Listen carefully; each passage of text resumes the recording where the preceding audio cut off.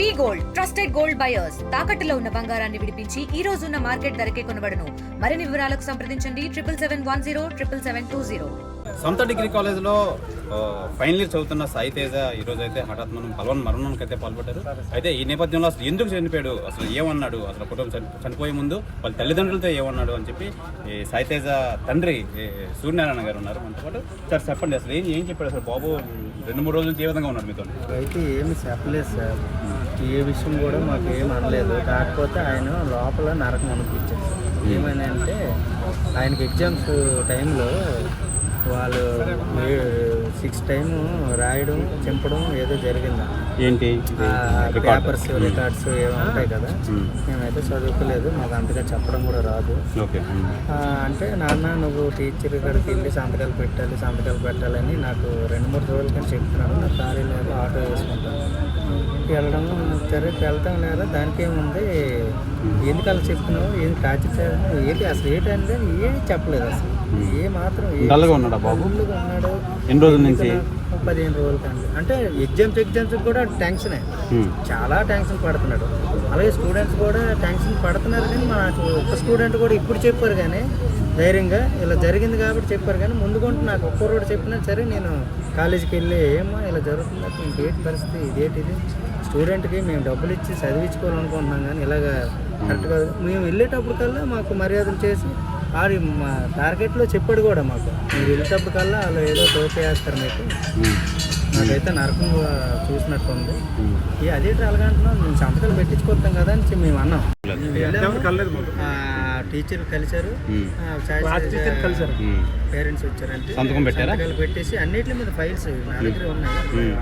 వీళ్ళు ఇది ఎంత టార్చర్ పెట్టి నా కొడుకు ప్రాణం తీయడం అనేది కరెక్ట్ కాదు. దానికి తగ్గ మీరు నాకు న్యాయం కావాలి. ఎలాంటి న్యాయం కావాలి? అందొచ్చిన కొడుకు ఫైనల్ చదువుతున్న కొడుకు మీకు దూరం అయ్యాడు, ఎలాంటి న్యాయం కావాలి? ఇప్పుడు ఎలాంటి న్యాయం అంటే, ఇప్పుడు ఇంకొక పిల్లడు కూడా అలాంటిది రాకూడదు, ప్లస్ ఆ యాజమాన్యంతో సహా వాళ్ళు కూడా మనకి న్యాయం జరిగేలాగా మీరు అందరూ సహకారం చేయగలరు. ఎందుకంటే న్యాయం అంటే మామూలు న్యాయం, ఏదో న్యాయం చేసామంటే వాళ్ళు సస్పెండ్ చేయడం అలాంటివి కాదు. నాకు న్యాయం కావాలంటే కరెక్ట్ కాదండి.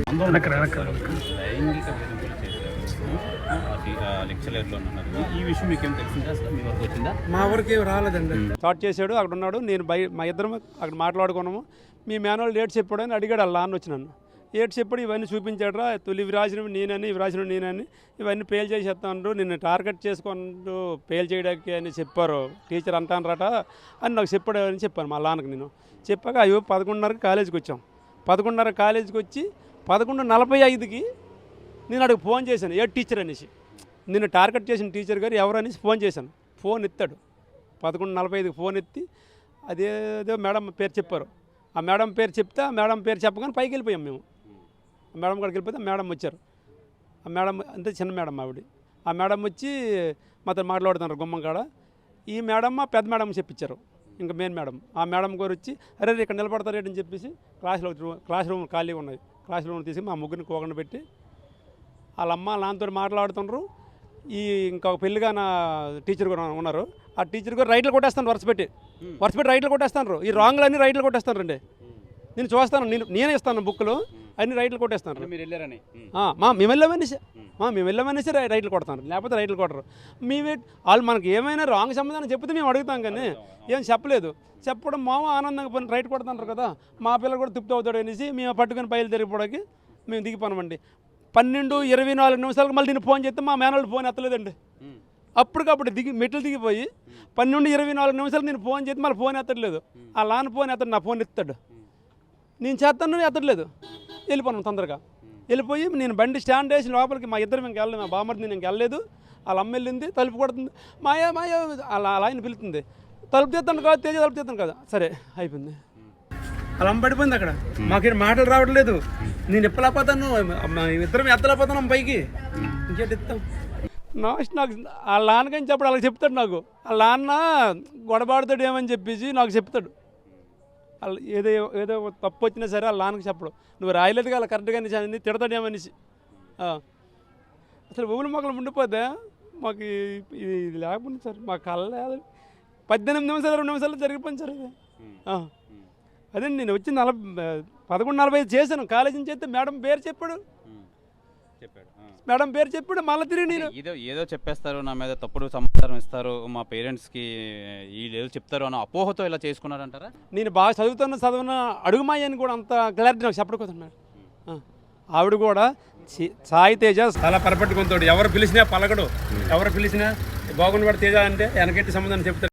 మాకు 22 సంవత్సరాల కూరని ఎవరు ఇస్తారండి? మాకు ఎవరు ఇస్తారు? ఆ తల్లి సోగ ఊళ్ళు అలంకి ఇస్తారండి. కళ్ళారా 10 నిమిషాలు జరిగిపోయింది. ఊళ్ళండి అంత మాపిన ఆపగలమా?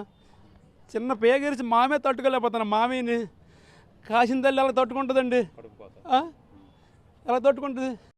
సాయితేజ మేనమామ అయితే చాలా క్లోజ్గా ఉంటాడు, నాతో పాటు కాలేజ్కి వెళ్ళమని అని చెప్పారు.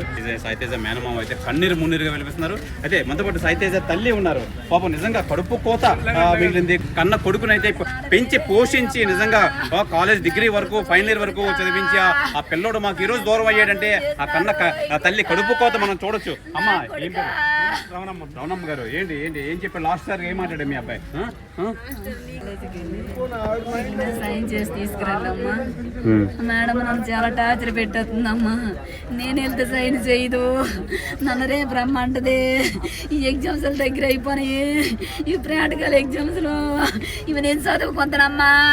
నిన్న తలగే తిప్పి వదిలేసింది నా అమ్మ. నేను ఎటువంటి ఫోన్ చేసినా ఆవిడ రెస్పాన్స్ అవ్వలేదు.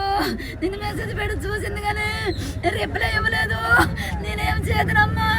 ఈరోజు మీరు అడిగేది రండి, నేను ఇంటికాడ నుండి చదువుకుందని చెప్పాడు. మేము వెళ్ళి వచ్చేలాగా నా కొడుకు వెళ్ళి పండు.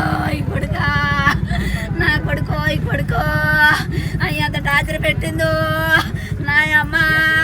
నా ముద్ర మట్టి నీకు ఎలా తగులుతుందో?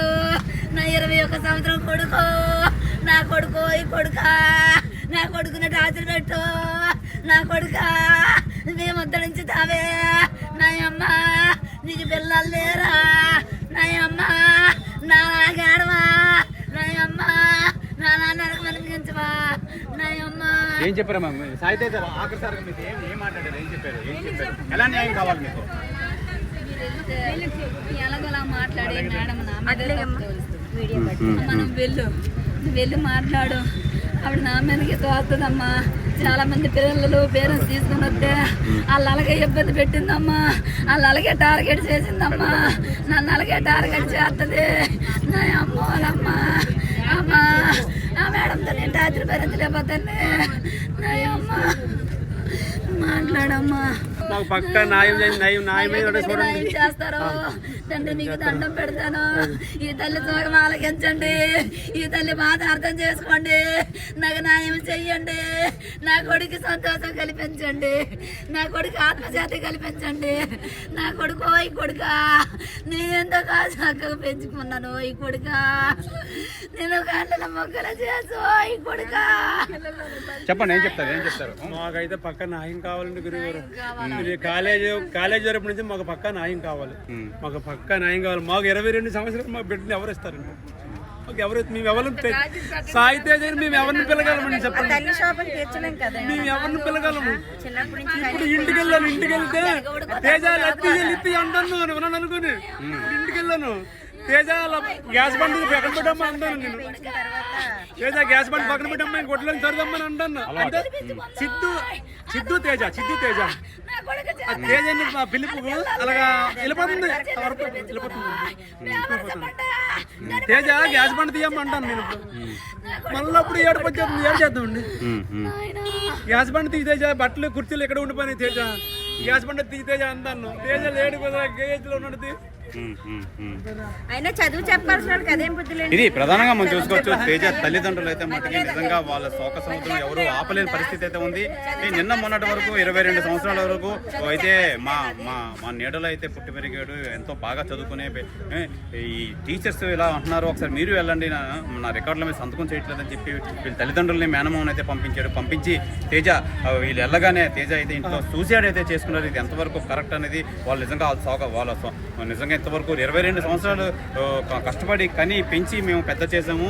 ఇలాంటిది ఆ టీచర్స్ ఈ విధంగా బాధ పెట్టడం, రికార్డ్స్ అని టార్చర్ పెట్టడం, ఫీజులు చింపేయడం. అసలు నిజంగా మళ్ళీ మేము వెళ్తే మట్టుకి నన్ను తల్లి అని పిలుస్తాడు, మా అమ్మ అని పిలుస్తాడు, మా పిల్లలు ఎలా ఉంటారని చెప్పి అన్నీ అడిగేవాళ్ళు. మొత్తం అంతా వీళ్ళు బిహైండ్ ద స్క్రీన్ ఈ విధంగా చేస్తారు. ఒక మనిషి చచ్చిపోయే విధంగా టార్చర్ చేశారంటే నిజంగా ఏ మనిషికి ఏ కొడుక్కి. తెలుగులో న్యూస్ కి ఫాస్టెస్ట్ యాప్ ఇప్పుడు టోటల్లీ న్యూ అవతార్లో జస్ట్ 5 seconds లో కంప్లీట్ న్యూస్. సోషల్ మీడియాలో ట్రెండ్స్ కి one stop solution. Live TV app voice search option తో ఇప్పుడే డౌన్లోడ్ చేయండి లేదా అప్డేట్ అయిపోండి. యాప్ లింక్ డిస్క్రిప్షన్ లో ఉంది.